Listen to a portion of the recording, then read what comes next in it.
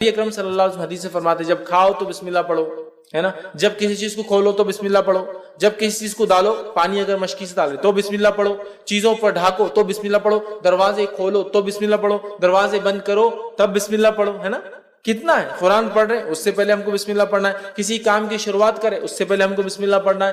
مطلب بسم اللہ ایک طرح سے ایک ماسٹر دعا ہے، ایک ماسٹر کی جیسا ہوتا ہے نا، تو ایک ماسٹر دعا ہے کہ ہمیں کچھ نہیں آتا تو یہ کر سکتے کم از کم بسم اللہ، اللہ کے نام سے، بڑا مہربان نہایت رحیم۔ اور یہ بڑی اہم چیز ہے، اگر یہ شامل نہ ہو تو ہمارا کھانا اس میں بھی شیطان شامل، ہمارا پینا اس میں بھی شیطان شامل، ہمارا رہنا اس میں بھی شیطان شامل، یاد رکھیے۔ اور اللہ کا ذکر نہ ہو تو ہر عمل میں شیطان داخل ہو جاتا ہے، یاد رکھیے، سمجھ رہا، ہر عمل میں یاد رکھیے۔ تو بسم اللہ کو ایک معمول بنا لے اللہ کے نام سے، ہے نا۔ وضو کرنا ہے تب بھی بسم اللہ پڑھنا ہے نا، کہ اس کا وضو نہیں جس نے بسم اللہ نہیں پڑھا، مطلب بڑا اہم ہے، بڑا اہم ہے، بھول جاتے ایک الگ بات ہے لیکن بڑا اہم ہے، یاد رکھیں۔ تو بسم اللہ یاد رکھیے، تو یہاں سورہ فاتحہ شروع ہو رہی، بسم اللہ الرحمن الرحیم، اللہ کے نام سے، بڑا مہربان نہایت رحم کرنے والا۔ تو ہمیں بھی چاہیے ہم جب قرآن کو پڑھے تو بسم اللہ سے چالو کرے، ہر کام کرے تو بسم اللہ سے چالو کرے، اور بسم اللہ اللہ کے نام سے۔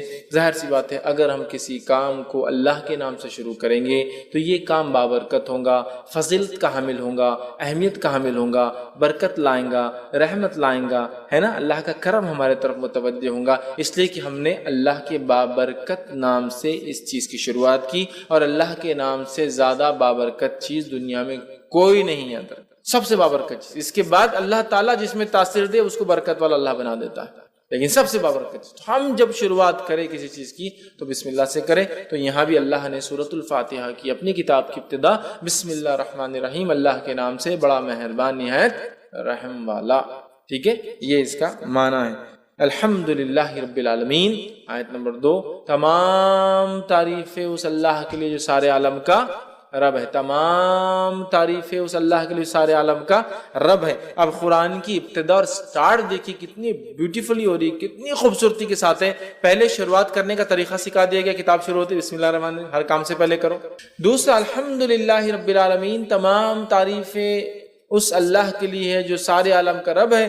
تعریف حمد کرنے یا حمد کسی کی جائے تو وہ صرف اللہ کی ذات ہے، یہ بتا دیا گیا۔ اور اللہ رب العزت کون ہے، انٹروڈکشن بھی آ جا رہا ہے دوسری آیت کے اندر، الحمدللہ رب العالمین، تمام تعریفیں اس اللہ کے لیے ہے جو سارے عالم کا رب ہے۔ مطلب اللہ تعالیٰ کوئی لوکل، علاقائی، ٹرائبل یا ریجنل گاڈ نہیں ہے۔ جس رب کی ہم تعریف کر رہے ہیں وہ رب سارے عالم کا رب ہے، جس کی ہم تعریف کر رہے ہیں، سارے عالم، سارے عالم، عالم جو کچھ وجود میں ہے، سب عالم، جو کچھ وجود میں سب عالم میں۔ تو تمام تعریفیں اس اللہ کے لیے جو سارے عالم کا، تمام چیزیں جو وجود میں لائی ہے اس نے، ان سب کا رب، سمجھ رہا، الحمدللہ، تمام تعریف۔ اور الحمدللہ کا معنی شکر کے اس میں نہیں لینا چاہیے، حالانکہ حمد میں شکر شامل ہے لیکن شکر میں حمد شامل نہیں ہے۔ کیوں کہہ رہا ہوں میں، جنرلی اردو سپیکنگ میں کیا ہوتا ہے ہمارے پاس، الحمدللہ کا معنی کیا لیتے ہیں ہم لوگ، اللہ کا شکر ہے۔ اب پرابلم کیا ہوتی ہے، حمد میں شکر شامل ہے لیکن شکر میں حمد شامل نہیں ہے، سمجھ رہے آپ؟ جیسا کہ اگر میں کہہ رہا ہوں شکریہ بھائی صاحب آپ نے میرا کام کیا، لیکن ضروری نہیں میں اس کی تعریف کروں، میں پسند بھی نہیں کرتا ہوں اس کو، نہیں شکریہ ادا کرتا ہوں۔ حمد میں شکر شامل ہے، شکر میں ہم شامل نہیں ہے۔ اگر ہم اردو زبان کے اعتبار سے اس کا معنی اللہ کا شکر ہے، جیسا کہ لوگ کھانا کھاتے ڈکار آئی تو الحمدللہ پڑھتے ہیں، اس کے علاوہ بہت کم پڑھتے ہیں، حالانکہ الحمدللہ کے تعلق سے اس کی فضیلت ہے، لا الہ الا اللہ افضل الذکر، الحمدللہ افضل الدعا، حدیث کے الفاظ، افضل الدعا، سب سے افضل دعا الحمدللہ، سب سے افضل دعا الحمدللہ۔ تو بہرحال اس کا معنی تمام تعریفیں، تمام شکر اللہ کے لیے نہیں ہے، تمام تعریف، چونکہ شکر کے اندر حمد شامل نہیں ہوتی، حمد میں شکر شامل ہے، تو ہم اس کو تمام تعریفیں لے، اللہ کا شکر یہ معنی مت لے، ورنہ اللہ کا شکر معنی میں لیں گے تو پھر صرف اچھائی پہ بولنا پڑیں گا۔ اگر کوئی خیر ہم کو نظر نہ آیا تو ہم اس پہ الحمدللہ کیوں بولیں گے، الحمدللہ کیوں بولیں گے؟ جیسا کہ کوئی پیدا ہو گیا کسی کے گھر میں، بچہ پیدا ہوا تو کیا بولتے ہیں لوگ، الحمدللہ اللہ نے مجھے اولاد عطا کی۔ لیکن اگر کسی گھر میں کوئی مر گیا اور آپ نے کہا الحمدللہ تو آپ گئے، کیوں کہ معنی کیا اس میں لیا جا رہا ہے، تمام شکر ہے نا، شکر۔ تو یار یہ موت پہ تم بول رہے، جب کہ الحمدللہ تمام تعریف ہے۔ تو کوئی پیدا ہو بھی تو تعریف اللہ کی، کوئی بیمار ہو بھی تو تعریف اللہ کی، کوئی مر جائے بھی تو تعریف اللہ کی، دنیا میں خیر بھی آئے تعریف اللہ کی، شر بھی ہمارے اوپر آئے جو کہ آزمائش، تعریف اللہ کی، تعریف اللہ کی یاد رکھیے، چاہے حالت سے ہم جو بھی گزر رہے ہو. تو الحمدللہ رب العالمین، تمام تعریف ہے اللہ کے لیے جو سارے عالم کا، عالم سے مراد ہر وہ چیز جو ایگزسٹنس میں، ہر وہ چیز جو وجود میں ہے، انسانوں کا عالم، جنوں کا عالم، فرشتوں کا عالم، کیڑے مکوڑوں کا عالم، مچھلیوں کا عالم، جانوروں کا عالم، چرند پرند کا عالم، تمام چیزیں جو کچھ ہے، کائناتوں کا عالم. یاد رکھیے لا تعداد کائنات ہے جو اللہ نے، تمام عالموں کو آپ دیکھیں تو آپ تعجب کریں گے. تمام تعریف ہے اس اللہ کے لیے، سارے عالم کا رب ہے، ان سب کو بنانے والا ہے. اس لیے کہ اگر اس عالم پہ کوئی غور کرے نا تو بنانے والے کی ذات پر خود ایمان لاتا ہے، جتنی چیزیں اس نے بنائی. اور رب کہتے عربی زبان میں، رب کہتے اس ذات کو کہ جب جتنا ضرورت ہو اتنا دینے والا، اس کو کہتے رب. جب جتنا ضرورت ہو اتنا دینے والا، اس کو کہتے رب. بچہ ماں کی پیٹ میں ہے، جب جتنی ضرورت ہے اس کو وہاں دینے والا. ماں کی پیٹ سے نکل کے دنیا میں آ گیا، جب جتنی ضرورت ہے اس کو وہ چیز دینے والا. جو اس کی چیزیں ضرورت کی وہ چیزیں اس فراہم کر دے رہا ہے. سمجھ رہے آپ؟ تو یہ ہوتا ہے رب، جو جب جتنا جیسے ضرورت ہو اتنا دینے والا. سمجھ رہے؟ نہ زیادہ نہ کم، جتنی آپ کو ضرورت ہے. تو الحمدللہ رب العالمین، تمام تعریف اس اللہ کے لیے ہے جو سارے عالم کا رب ہے. یاد رکھیے. اور عالم میں کیا کہوں، اگر ایک انسان رب کا انکار کرتا ہے، اگر عالم پہ بھی غور کرے تو رب پر ایمان لائے گا کہ نہیں بنانے والا ہے، اور اس نے ہر چیز کو اتنا دیا جتنی اس کو ضرورت تھی. یہ بڑی بات. تو قرآن کی ابتدا ایک یونیورسل میسج کے ساتھ ہو رہی ہے کہ یہ کتاب اس رب کی طرف سے آئی ہے جو سارے عالم کا رب ہے. یہ کوئی local God, regional God, tribal God کی بات نہیں ہو رہی. یہ ایک ایسے ڈیٹی کی، ایک ایسے پالن کرتا رچیتا کی بات ہو رہی ہے. یہ ایسے خالق کی بات ہو رہی، بنانے والے کی، جو سارے عالم کا بنانے والا ہے. سمجھ؟ تمام تعریفیں اس اللہ کے لیے جو سارے عالم کا رب ہے. اللہ سب کا رب ہے، یہ کوئی صرف مسلمانوں کا رب نہیں. یاد رکھیے یہ میسج سورہ فاتحہ شروع ہوتی ہے، اللہ تعالیٰ نے کنوے کر دیا. اور سارے عالم کا کوئی علاقہ یا کوئی ایریا، کوئی ریس، کوئی قوم کا بھی نہیں. یاد رکھیے کہ یہ قوم کا ہے، وہ قوم کا ہے، سارے عالم کا رب ہے. جو کچھ وجود میں ہے اللہ ان کا رب ہے. ٹھیک ہے. الحمدللہ رب العالمین الرحمن الرحیم، بڑا مہربان نہایت رحم کرنے والا. یاد رکھیے اب بڑا مہربان نہایت رحم کرنے والا، اس کا کیا معنی ہے؟ تو اس کے تعلق سے ایک مشہور روایت ہے، جامع ترمذی کی حدیث ہے، اور حدیث کے الفاظ ہیں کہ اللہ تعالیٰ فرماتا ہے کہ میں اللہ رحمان نے رحم کو پیدا کیا. رحم سمجھتے ہیں؟ یوٹرس، بچے دانی، ماں کے پیٹ میں جو حصہ ہوتا ہے، جو ایک بچے کے لیے سب سے محفوظ جگہ ہوتی ہے. یاد رکھیں سب سے محفوظ جگہ رحم. اللہ فرماتا میں نے رحم کو پیدا کیا اور اسی سے اپنا نام رحمان رکھا. رحم سے نام رحمان رکھا. جو اس کے رشتوں کو باقی رکھیں گا تو میں بھی اپنا تعلق اس سے باقی رکھوں، اور جو اس رحم کے رشتوں کو توڑ دیں گا تو میں بھی اس سے اپنا تعلق توڑ لوں. ایک روایت میں کہ اللہ نے رحم کو پیدا کیا اور اس کو عرش کے نیچے رکھ دیا. تو رحم نے اللہ سے دعائی دی، اللہ سے فریاد کی، مانگا، اے اللہ اے اللہ. تو اللہ نے بولا کیا بات ہے، کیا ہونا؟ تو کہا میرے سلسلے میں کیا معاملہ ہے، میرے سلسلے میں کیا معاملہ ہے، جو میرے سے باقی رکھے، مطلب پیدا رشتوں کو باقی رکھے، اور جو توڑے کیا معاملہ ہے؟ تو اللہ نے کہا جو تیرے رشتوں کو باقی رکھے گا میں بھی اس سے رشتہ باقی، جو توڑ دیں گا میں بھی اس سے رشتہ. تو رحم خوش ہو گیا، پھر سیٹسفائیڈ ہو گیا کہ میرا حق ادا ہو گیا. تو اللہ نے رحم پیدا کی. صلہ رحمی اسی سے صلہ جوڑنا، رحمی رحم کے رشتوں کو جوڑنا، تعلقات کو جوڑنا، رشتہ داریوں کو باقی رکھنا. ٹھیک ہے. دینی بنیاد پہ رشتے توڑے جا سکتے ہیں، لیکن انسان بنا کوئی شرع عذر کے رشتے نہ توڑے جیسا آج کل ہوتا ہے. بہرحال تو اللہ نے رحم پیدا کیا، رحم سے نام لیا رحمان. اور علماء لکھتے ہیں رحمان اور رحیم ایک ہی اس کی اصل ہے، ایک ہی اصل ہے. رحیم رحم اس کی اصل ہے، یہ دونوں لفظ اسی سے آتے ہیں. رحمان اللہ کا رحم گریٹر ڈگری میں، رحیم اللہ کا رحم کرنا جس کو کہیں گے کنڈیشنل ڈگری میں. کیسے؟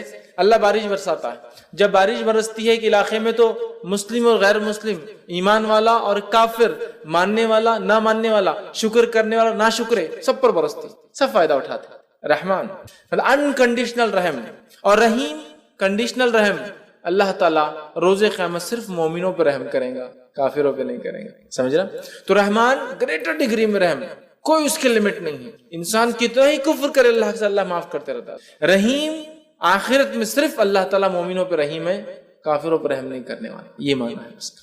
الرحمن رحیم، بڑا مہربان نہایت رحم والا. اور رحمان اللہ کا یہ ایک ذاتی نام بھی یاد رکھیں. اور اللہ تعالیٰ نے اللہ کے بعد سمجھ لیجئے اللہ کے بعد جس نام کو خود کے لیے لیا ہے وہ رحمان ہی یاد رکھیے، ہے نا. الرحمن علم القرآن، قل اللہ عبید الرحمن، چاہے اسے اللہ کو چاہے رحمان کو. یہاں کا رحمان نے تو اللہ کے علاوہ کوئی نام اگر اللہ نے اپنے لیے استعمال کیا قرآن میں تو رحمان ہے. تو بڑا اہم نام ہے، جس کو کہیں گے اگر اللہ کے نام ہی نگینے ہیں ایک تاج کے تو اللہ سب سے بڑا ہے، تو رحمان اس کے بعد والا ہے، سمجھ رہا؟ تو رحمان اس کے ذاتی نام بھی ہے، رحیم صفتی نام بھی ہے، رحمان بہت رحم کرنے والا اور بڑا مہربان، سب کے لیے نہایت رحم کرنے والا، مومنوں کے لیے آخرت میں ادر۔ تو اسی لیے کچھ علماء لکھتے ہیں رحمان دنیا کے اعتبار سے، رحیم آخرت کے اعتبار سے مومنوں کے لیے صرف۔ اللہ تعالیٰ کافر اور مشرک پہ رحم نہیں کرنے والا، اللہ تعالیٰ منافقوں پر، فاسق اور فاجروں پر رحم نہیں کرنے والا۔ یہ الگ بات ہے کہ جو کافر کفر اور شرک پہ مرے وہ تو ہمیشہ جہنم میں جلیں گے، کوئی رحم نہیں ہوگا، باقی لوگ جو فاسق فاجر تھے اپنے گناہوں کی سزا بھگت کر آ جائیں گے، تو رحم صرف ان پر جو ایمان کے تقاضوں کو پورا کر کے گیا تھا، سمجھ رہا؟ اور رحمان سب پر۔ تو اسی لیے علماء لکھتے ہیں رحمان دنیا کے اعتبار سے، رحیم آخرت کے اعتبار سے۔ اور اللہ رب العزت نے اس بات کو یوں بھی قرآن نے فرمایا، سورہ نمبر 33 آیت میں 43 کے اندر کہا وَكَانَ بِالْمُؤْمِنِينَ رَحِيمًا، اور اللہ تو مومنوں کے لیے رحم کرنے والا ہے، مومنوں کے لیے رحم کرنے والا ہے، دوسروں کے لیے، لیکن رحمان ساری انسانیت کے لیے، اس بات کو ہم یاد رکھیں، ٹھیک؟ تو رحمان رحیم مالک یوم، روز جزا کا، بدلے کے دن کا مالک، قیامت کے دن کا مالک، ٹھیک؟ قیامت کے دن کا مالک۔ اب کیا اللہ کے علاوہ کیا کوئی اور مالک ہے؟ تو اللہ یہ کیوں کہہ رہا قیامت کے روز کا مالک؟ تو دنیا کا مالک ہے، آخرت کا مالک ہے، لیکن دنیا میں کہیں نہ کہیں کسی نہ کسی بنیاد پر ہم چھوٹے ہی ایک دم جس کو بنی اللہ کے مقابلے میں تو یہ دعویٰ کچھ بھی مان، لیکن کہیں نہ کہیں دعوے دار ہوتے، یہ میرا ہے، وہ میرا ہے، میں یہاں کا بادشاہ ہوں، وہ وہاں کے مالک ہے نا، یہ فلاں کے مالک ہے، کچھ نہ کچھ ملکیت ہوتی ہے نا ہماری۔ لیکن آخرت میں کچھ بھی نہیں ہوگا، ہم ٹیسٹ سے گزر چکے، جو کچھ دیا گیا آخرت میں صرف اور صرف ہر چیز اللہ تعالیٰ کی ہوگی۔ تو مالک یوم الدین روز جزا کا، اس کا ایک قرأت یہ ملک یوم الدین بادشاہ روز جزا کا، مالک روز جزا کا، دونوں کا معنی ہے، دونوں کا معنی کہ بادشاہ مالک بھی ہوتا ہے، سمجھ رہا؟ اور مالک تو اللہ کی ایک صفت بھی یاد رکھی الملک، تو بادشاہ روز جزا کا، تو مالک یوم الدین روز جزا کا مالک، روز جزا کا مطلب قیامت کے دن کا مالک، ٹھیک؟ اور مالک یہ معنی کو اگر ہم سمجھ گئے نا، مالک کی ملکیت کیا ہوتی ہے، جیسے کہ ایک آدمی شرک کرتا ہے تو وہ کیا کر رہا ہے ایکچولی؟ مالک اللہ رب العزت کی ملکیت میں کسی کو ایڈ کر رہا ہے لا کر، جبکہ اللہ اکیلا مالک ہے۔ بنانے والے نے اگر کوئی چیز بنائی تو کیا وہ پسند کریں گا اس کے گھر کے اندر کوئی اور آ کے اس کی باؤنڈری کے اندر کچھ بنائے؟ تو اللہ تعالیٰ بھی مالک، بادشاہ بھی پسند نہیں کرتا اس کی ملکیت میں کوئی آئے، اور مالک بھی پسند نہیں کرتا اس کی ملکیت میں کوئی آئے۔ تو بادشاہ ہے روز آخرت میں، قیامت کے دن کا اللہ تعالیٰ مالک یوم الدین، یوم الدین وہ دن جس دن ترازو قائم ہوگا، وہ دن جس دن لوگوں پہ انصاف ہوگا، وہ دن جس دن لوگوں کے اچھے اور برے اعمال کے اعتبار سے فیصلے ہوں گے، وہ دن جس دن لوگوں نے جو اچھا کیا ان کو اس کا بدلہ، جنہوں نے برا کیا ان کو ان کی بدلے دی جائیں گے، اس دن کا اللہ تعالیٰ مالک ہے۔ اور اس تعلق سے ایک روایت آتی ہے، صحیح بخاری اور صحیح مسلم کی روایت ہے، قیامت کے دن زمین اور آسمان اللہ تعالیٰ کے سیدھے ہاتھ میں لپٹے ہوئے ہوں گے، اور اللہ تعالیٰ ایک آواز لگائیں گا، اور آواز اس طرح سے ہوں گی، انا الملک، آج میں بادشاہ ہوں، این الملوک الارض، کہاں ہے دنیا کے وہ بادشاہ، این الجبارون و این المتکبرون، کہاں ہے وہ دنیا کے بادشاہ جو ظلم اور زیادتی اور جبر کرتے اپنے لوگوں پر، اور کہاں ہے وہ جو تکبر کیا کرتے ہیں؟ اللہ آواز دیں گے، اللہ آواز دیں گے، یاد رکھیں۔ لہٰذا تکبر کرنا بہت خطرناک بات ہے، یاد رکھیں، خاص طور سے جب آدمی کو اللہ مال دولت یا پوزیشن یا سلطنت یا ملکیت دے، اس لیے کہ اللہ آواز دیں گا، کہاں ہے دنیا کی بادشاہ، آج میں بادشاہ ہوں، آج کوئی دوسرا بادشاہ نہیں، کسی کی بادشاہت نہیں چلیں گے، آج میں بادشاہ ہوں۔ کہاں ہے دنیا کی بادشاہ، اللہ ان کو، کہاں ہے جو جبر و زیادتی کرتے، کہاں ہے وہ لوگ جو تکبر کرتے؟ تو اللہ تعالیٰ یاد رکھیے بدلے کے دن کا مالک ہے۔ اور اللہ رب العزت نے سورہ غافر سورہ نمبر 40 آیت نمبر 16 میں فرمایا، لمن الملک اليوم للہ الواحد، آج کس کے لیے ملکیت ہے؟ صرف اس ایک اللہ کے لیے جو واحد ہے اور قہار ہے، سمجھ رہے ہو؟ تو آج قیامت کے روز کسی کی ملکیت نہیں ہوں گی، یاد رکھیں، اور زمین و آسمان اللہ کے سیدھے ہاتھ میں ہوں گے، یاد رکھیں۔ اور اللہ تعالیٰ کہیں گا کہاں ہے دنیا کی بادشاہ، آج میں بادشاہ، سمجھ رہے ہیں بات کو؟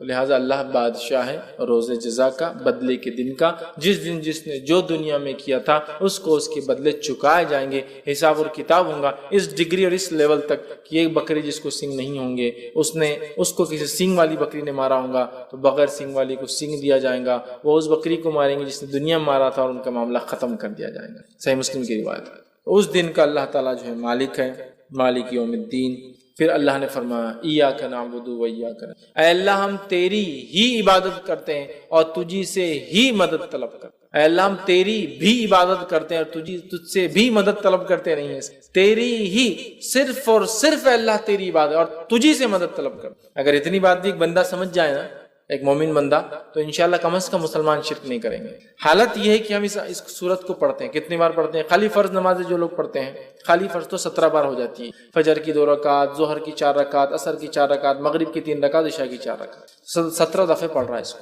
ایاک نعبد و ایاک نستعین، اے اللہ ہم تیری ہی عبادت کر اور تجھی سے ہی مدد طلب کر، تیری بھی نہیں، تیری ہی، ہے نا؟ سمجھ رہا ہوں؟ جیسا کہ مثال کے لیے اگر میں کسی سے کہوں، میں اپنے بھائی سے کہہ رہا ہوں، میں اپنی والدہ سے کہہ رہا ہوں، ٹھیک، کہ میں آپ سے بھی محبت کرتا ہوں، اور ایک ہے میں آپ سے ہی محبت کرتا ہوں۔ جب آپ سے ہی کہہ رہا ہوں تو اس کا مطلب کوئی اور شریک نہیں اس محبت، اور آپ سے بھی کہہ رہا ہوں تو مطلب بہت لوگ شریک۔ تو یہاں جو صیغہ ہے تیری ہی عبادت کرتے، تجھی سے ہی مدد طلب کرتے، اور تیرے علاوہ کسی کی عبادت نہیں کرتے، اور تیرے علاوہ کسی سے مدد طلب نہیں کرتے کسی بھی قسم۔ یہ معنی ہے یاد رکھیں۔ اور اس آیت کو ہم دیکھیں تو پہلی 4 آیتیں اللہ کی تعریف، حمد و ثنا تھی۔ یہ آیت 2 حصوں میں تقسیم، یہ آیت 2 حصوں میں تقسیم، عادی بندے اللہ کے لیے، عادی بندے کے لیے، اور بندہ اس کے بعد اپنی باتیں رکھ رہا ہے، تجھی سے مدد طلب کرتے، کیا طلب کرتے؟ آگے دعا بھی اللہ ہی سکھا رہا ہے۔ سبحان اللہ۔ سورۃ الفاتحہ ایک خوبصورت صرف اللہ کی حمد و ثنا اور دعا نہیں ہے، بلکہ یہ بہترین اپنے آپ میں ایک مکمل دعا ایک بندے کے لیے جو اس کو زندگی جینے کے لیے چاہیے، اور جو دعا اللہ نے اس میں سکھا کر اس دعا پہ ہم مکمل کھڑے اتر گئے تو دنیا کی اور آخرت کی کامیابی ہمارے لیے یاد رکھیں انشاءاللہ۔ تیری ہی عبادت کرتے ہیں، تیرے ساتھ کسی کو ذرہ برابر بھی ہم شریک نہیں کرتے ہیں کسی بھی چیز میں، نہ تیری عبادت میں، نہ تیرے اسماء و صفات میں، اور نہ ہی تیری مطلب جس کو کہیں گے رب ہونے کے اندر، نہ تیرے نام اور جو ہے صفات کے اندر، اور نہ ہی تیری عبادت کے اندر، کسی بھی اس میں ذرہ برابر بھی کسی کو شریک نہیں، کیونکہ اللہ اس کو پسند نہیں کرتا۔ سمجھ رہے بات؟ تو اللہ تیری ہی عبادت کرتے ہیں، تجھے سے ہی مدد طلب کرتے ہیں، اور کیا اس کے بعد مدد طلب کر رہے ہیں، کیا دعا ہم اللہ سے کر رہے ہیں؟ اللہ تعالیٰ نے خود وہ دعا بھی سکھا دی۔ تو ایاک نعبد و ایاک نستعین اہدنا الصراط المستقیم، اے اللہ ہمیں سیدھے راستے پر چلا، اے اللہ ہمیں سیدھے راستے پہ چلا۔ صراط کہتے ہیں راستہ، مستقیم سیدھا راستہ، اے اللہ ہمیں سیدھے راستے پہ چلا۔ اب سیدھے راستے کی ہم دعا کرتے ہیں اہدنا الصراط المستقیم، اب یہ سیدھے راستے میں ہم کیسے چل پائیں گے بتائیے مجھے؟ اہدنا الصراط المستقیم، سیدھا راستہ دکھا۔ یہ سیدھا راستہ کیا ہے؟ میں جو راستے مجھے وہی سیدھا لگ رہا ہے، آپ جو راستے آپ کو وہ سیدھا لگ رہا ہے، دنیا کا ہر انسان جس راستے اس کو لگا وہی طریقہ، وہی سیدھا راستہ ہے۔ کون بتائیں گا سیدھا راستہ کیا ہے؟ میں شرک بدعت کر رہا ہوں مسلمان کہہ کے اپنے آپ کو صراط مستقیم پہ ہوں، سب کو باقی گمراہ سمجھ رہا ہوں، ہے نا؟ میرا حال یہ ہے کہ میں شرک کر رہا ہوں اور صراط مستقیم پہ سمجھ رہا ہوں، آپ سب کو گمراہ کہہ رہا ہوں۔ آپ کا حال یہ، آپ بھی کچھ تو بھی نیا کر رہے ہیں، اپنے آپ کو صراط مستقیم۔ منافق کا حال یہ کہ منافق دل میں کفر رکھ رہے، ظاہر ایمان کا بتا رہے، اور وہ بھی سمجھ سیدھے راستے۔ تو ہمیں سیدھا راستہ دکھا، اسٹریٹ پاتھ، سیدھا راستہ، صراط مستقیم۔ صراط مستقیم پہ ہم کیسے قائم رہیں گے؟ اس تعلق سے ایک جامع ترمذی کی بڑی بہترین جو ہے روایت ہے وہ میں آپ کے سامنے رکھتا ہوں کہ صراط مستقیم کیا ہے۔ جامع ترمذی کی روایت ہے، نبی اکرم صلی اللہ علیہ وسلم فرماتے ہیں اللہ تعالیٰ تمہارے لیے ایک مثال دیتا ہے، مطلب حدیث قدسی یہ بھی۔ پھر آپ نے فرمایا مثال ایک سیدھے راستے کی، صراط مستقیم، مثال ایک سیدھے راستے کی ہے، سیدھا راستہ ہے، اور اس راستے کے دونوں جانب دیواریں کھڑی ہیں۔ کیا ہے؟ والز، دیواریں۔ ان دیواروں کے اندر دروازے ہیں، ان دروازوں پر پردے لگے ہوئے، دیواروں میں دروازے ہیں، دروازوں پر پردے لگے ہوئے، اور ایک انسان، ایک آواز دینے والا سامنے، جو راستے کے سامنے ایک دروازہ ہے، مطلب راستہ جہاں جا رہا وہاں ایک دروازہ ہے، اس کے سامنے راستے پہ نیچے کھڑے کا آواز دیتا ہے لوگوں میری طرف آؤ، اے لوگوں میری طرف۔ اور دوسرا ایک کھڑا ہوا ہے جو آواز دینے والا، وہ اوپر کھڑا ہے، مطلب دروازے کے اندر ایک کھڑا ہے اور ایک اوپر کھڑا ہے۔ جب کوئی انسان اس سیدھے راستے پہ چلتے چلتے وہ پردہ ہٹانے کی کوشش کرتا ہے، وہ جو دروازوں پہ پردے ہیں نا، ہٹانے کی کوشش کرتا ہے، اوپر والا آواز دیتا ہے اے بندے اس طرف مت جانا ورنہ تو اس سے گزر جائیں گا، اے شخص تجھ پہ ہلاکت ہو، اس پردے کو مت ہٹانا ورنہ تو اس سے گزر جائیں گا۔ پھر آپ نے فرمایا یہ سیدھا راستہ صراط مستقیم ہے، یہ اسٹریٹ جو راستے کی بات صراط مستقیم، اس کے دونوں جانب جو دو دیواریں اللہ کی حدود ہے، لمیٹیشنز ہے، اس کے باہر بھی نہیں، اس کے باہر بھی نہیں، اس کے بیچ میں چلنا ہے، within this boundaries، یہ لمیٹیشنز ہے۔ اس میں جو دروازے بنے ہوئے تھے یہ اللہ کی حرام کردہ چیزیں ہے، اس پہ جو پردے لگے تھے تم کو بتا دیا گیا کہ یہ حرام ہے، بتا دیا گیا حرام ہے، جانا نہیں۔ بیچ میں جو آواز دینے والا کہتا ہے لوگوں میری طرف آؤ، میری طرف آؤ، تم صراط مستقیم پہ رہو گے، وہ قرآن ہے۔ کہتا ہے لوگوں میری طرف آؤ، تم صراط مستقیم پہ، وہ قرآن ہے۔ اور اوپر جو آواز دینے والا ہے، جب وہ آدمی پردہ ہٹانے کی کوشش کرتا ہے، حرام چیز کی طرف جانے کی کوشش کرتا ہے، تو آپ نے فرمایا وہ جو اوپر والا آواز جو دیتا ہے ایک مومن کا سچا دل ہے جو سب سے پہلے حرام چیز پر اس کے خلاف گواہی دیتا ہے، ارے مت کرو غلط ہے۔ مومن کا سچا دل ہے جو سب سے پہلے خود بولتا ہے ارے مت کرو وہ غلط ہے۔ تو صراط مستقیم پہ ہم کیسے قائم رہیں گے؟ امت مسلمہ صراط مستقیم پہ کیسے قائم رہیں گی؟ قرآن کے ذریعے میرے بھائی۔ اب قرآن کو چھوڑ کے باقی سب طریقوں پہ انسان چلیں گا تو کیا صراط مستقیم پہ قائم رہیں گا؟ نہیں، اس لیے کہ صراط مستقیم ایک سیدھا راستہ ہے، لیکن اس راستے میں بہت سارے شارٹ کٹس بھی کھلتے ہیں، لیکن سارے شارٹ کٹ جہنم میں جاتے ہیں۔ ابن ماجہ کی روایت ہے، نبی اکرم صلی اللہ علیہ وسلم ایک صحابی کا انتقال ہوا، تشریف فرماتے خبر کھودی جا رہی تھی، آپ نے ایک ٹہنی جھاڑ کے ہاتھ میں لی اور وہ مٹی میں خبر کی ایک سیدھی لکیر ماری اور اس پہ دائیں بائیں جانب اور لکیریں ماری اور کہا یہ بیچ کا راستہ صراط مستقیم، یہ میرا راستہ، یہ بیچ کا راستہ صراط مستقیم ہے، یہ میرا راستہ ہے۔ اور اس میں جو دائیں اور بائیں جانب لکیریں جا رہی ہے یہ صراط مستقیم پر شیطان بیٹھے ہوئے ہیں جو لوگوں کو گمراہی کی طرف بلاتے ہیں۔ تو صراط مستقیم پر شیطان بیٹھا ہوا ہوتا ہے۔ بہت سارے لوگ بولتے ہیں مسلمان اگر ایک ہے، قرآن ایک ہے، کتاب ایک ہے، کلمہ ایک ہے، نبی ایک ہے، سب چیز ایک ہے، تو پھر ان میں اختلاف کیوں؟ ان میں اختلاف تو یاد رکھیے شیطان ان کے پیچھے جو صراط مستقیم پر ہے نا، شیطان انہی کے پیچھے جو صراط مستقیم ہے انہی کو تو بہکائیں گا اور بھٹکائیں گا، باقی لوگوں کو تو پہلے گمراہ کر چکا اور اطمینان کے ساتھ آرام کر رہا ہے۔ سمجھ رہے بات؟ تو اختلاف تو ہم میں ہی ہوں گا نا، کیوں؟ اس لیے کہ ہم صراط مستقیم پہ اور شیطان ہی نہیں چاہتا ہے، سمجھا؟ تو سیدھی جو صراط مستقیم ہے نا، اسٹریٹ پاتھ، یہ راستہ ایسا نہیں ہے کہ بالکل آپ اس پہ ایک بار آ گئے تو زندگی بھر اہدنا الصراط المستقیم، اے اللہ ہم سیدھی راستے چلا۔ تو کوئی ایک آدمی جب اسلام قبول کر لیا اپنے آپ سے سوال کر سکتا ہے کیا میں سیدھے راستے پہ نہیں ہوں؟ پھر کیوں مجھے دعا کرنے لگایا جا رہا ہے روز اہدنا الصراط المستقیم، اہدنا الصراط المستقیم، اہدنا الصراط المستقیم؟ کیوں دعا کرنے لگایا جا رہا ہے؟ اس لیے کہ صراط مستقیم پہ آنے کے بعد ہی بھٹکنا سب سے اصل کام ہے شیطان کا، صراط مستقیم پر آنے والوں کو ہی بھٹکانا، باقی کو تو لگا چکا، باقی کو جہنم کے راستے لگا چکا، منافق جہنم کے راستے لگ چکے، کافر جہنم کے راستے لگ چکے، مشرک جہنم کے راستے لگ چکے، ایمان کی طرف آئیں گے تبھی پیچھے پکڑیں گا وہ کہ اب اس کو میں بھٹکاؤں، سمجھ رہے؟ اسی لیے ہم کو ایمان والا ہونے کے ناطے تکبر نہیں کرنا ہے کہ جنت میں جائیں گے، اس لیے کہ ہمیں صراط مستقیم پر مرنے تک دعا کرنا ہے، اللہ ہمیں صراط مستقیم پر قائم رکھ۔ ایمان لانے کے بعد ایک آدمی سوچ سکتا نا کیوں دعا کرنے لگا جا رہی سیدھے راستے پہ چلا؟ اس لیے کہ اب خطرہ زیادہ ہے ہمارا جس کو کہیں گے جہنم میں جانے کا، اس لیے اب شیطان ہمارے پیچھے ایڑی چوٹی کا زور لگا دے گا کہ ہمیں لے، سمجھا؟ اور جہاں وہ شرک نہیں کرا سکیں گا تو چھوٹے چھوٹے گناہ کرا کے خوش رہیں گا۔ نبی اکرم صلی اللہ علیہ وسلم نے فرمایا کہ اب اس علاقے میں، عرب کے علاقے میں شیطان مایوس ہو چکا ہے کہ اس کی کبھی عبادت ہوگی، اب مایوس ہو گیا، اب نہیں ہوتی، لیکن وہ تم سے چھوٹے چھوٹے گناہ کروائیں گا جن کو تم معمولی سمجھ کے کرو گے اور وہ اس میں خوش ہو جائے، سیٹسفائیڈ ہو جائے۔ تو جہاں اب شرک نہیں ہو سکتا وہاں صغائر کر کے سیٹسفائیڈ ہے، جہاں وہ شرک کروا سکتا تو پہلے ہی اٹیک کرتا ہے۔ اس لیے ہم کو ہر روز سکھایا جا رہا ہے اہدنا الصراط المستقیم، اے اللہ ہمیں سیدھے راستے پہ چلا، سیدھے راستے۔ کیوں؟ کہ صراط مستقیم سے بھٹکانے کے لیے شیاطین بیٹھے، اہدنا الصراط، اے اللہ ہم سیدھے راستے چلا، صراط الذین انعمت علیہم، اس راستے پر چلا جن پر تیرا انعام ہوا، جن پر تیرا انعام ہوا، یاد رکھیں، جن پہ تیرا انعام ہوا، تیری نعمتیں تو نے برسائی، جو تیرے پسندیدہ بندے تھے، انعام ان پہ ہوں گے نا اللہ کے جو پسندیدہ بندے تھے، تو اہدنا الصراط، سیدھے راستے پہ چلا۔ اور کس کے راستے پہ چلا؟ مطلب اس سے پہلے کون تھے جو سیدھے راستے پہ چلے؟ وہ انعام والے لوگ، اہدنا الصراط المستقیم، سیدھے راستے پہ چلا، ان کے راستے پہ چلا جن پہ تیرا انعام ہوا، انعام ان پہ ہوا جو سیدھے راستے پہ چلے تھے۔ وہ کون تھے؟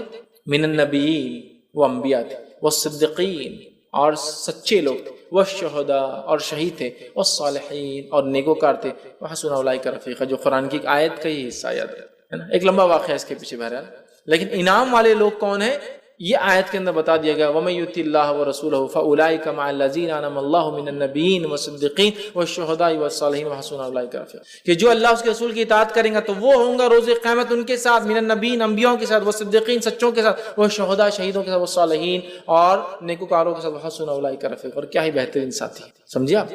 انعام کس پر ہو؟ چار لوگوں پر، انبیاءوں کے طریقے پہ ہم کو چلنا ہے، اور بالخصوص نبی اکرم صلی اللہ علیہ وسلم کے طریقے، چونکہ آخری نبی جو ہمیں دیے گئے، والصدیقین، اور سچوں کے طریقے پہ، جس طرح سے ابوبکر الصدیق سچے انسان تھے، سارے دنیا نے جھٹلایا، آپ نے اقرار کیا، سارے لوگ عرب کے ہنس رہے تھے کہ محمد کہہ رہے ہیں، جو مشہور واقعہ ہے کہ آپ کو لقب صدیق کیوں ملا، وہ یہ تھا کہ سارے لوگ ہنس رہے تھے کہ محمد صلی اللہ علیہ وسلم رات کے حصے میں کل گئے اور جا کر مسجد اقصیٰ سے پھر آسمانوں کا سفر کر کے آئے. دیکھو محمد، نعوذ باللہ، محمد صلی اللہ علیہ وسلم تمہارا ساتھی، کسی نے ابوبکر صدیق سے کہا تمہارا ساتھی جو ہے نعوذ باللہ پاگل ہو چکا ہے کہ وہ یہ کہہ رہا ہے کہ رات کے حصے میں مسجد اقصیٰ جو کہ 1 مہینے کا سفر، اس کے بعد آسمانوں کا سفر کر کے آیا ہے. ابوبکر صدیق رضی اللہ عنہ نے کہا کیا محمد صلی اللہ علیہ وسلم یہ بات کہہ رہے؟ تو کہا پھر میں اس کو مانتا ہوں. وہ جا کر آئے. صدیق سچا مطلب تصدیق کرنے والا، سچ کو ماننے والا. صدیقین جیسا ابوبکر صدیق اور دیگر سچے لوگ.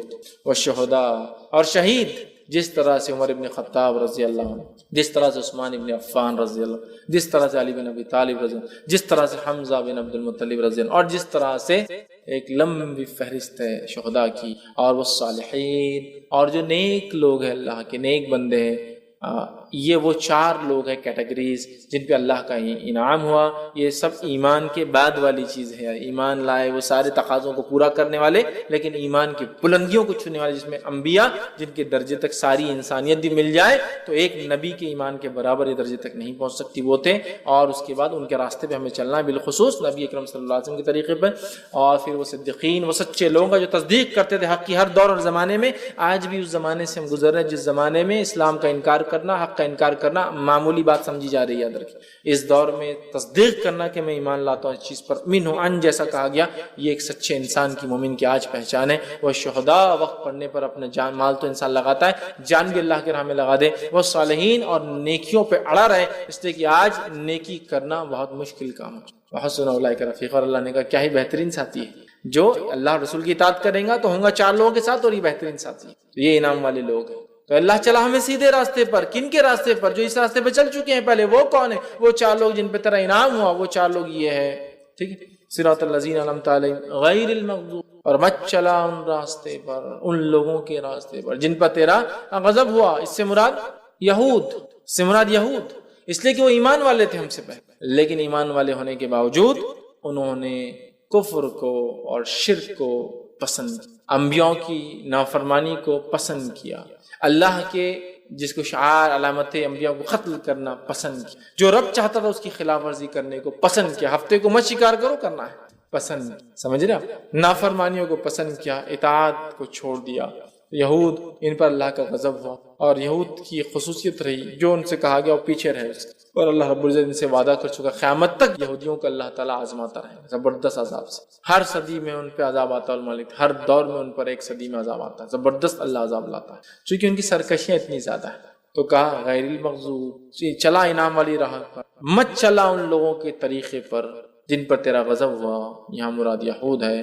ولا الضالین، اور ان کے طریقے پہ مت چلا جو تیرے راہ سے بھٹک گئے. یہاں مراد نصارہ، اس لیے کہ ایک یہودیوں کو دیے گئے انبیاء انہوں نے قتل کیا انبیاءوں کو بے حرمتی، اور ایک دیے گئے نبی نصارہ کو انہوں نے خدا بنا دیا. مطلب دونوں ہی الگ الگ ڈائریکشن میں بھاگے، ایک حد سے پیچھے رہ گیا تو ایک حد سے آگے بھاگ گیا. جو ان کی رائٹس تھے، جو ان کا حق تھا، وہ چھوڑ کر ایک نے اتنا دیا کہ بولے یہ تو اللہ ہی ہے نبی کو، اور ایک نے کیا کیا؟ نبیوں کو قتل کیا جا رہا ہے دھڑلے سے. یہ نبی نے برابر فتویٰ نہیں، قتل کر دو.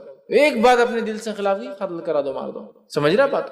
تو بہرحال یہود نے انبیاء کو قتل کیا، معمولی سمجھا، اور نصارہ نے جو نبی ان کو دیے گئے عیسیٰ علیہ السلام خدا بنا دیا لے جا کر.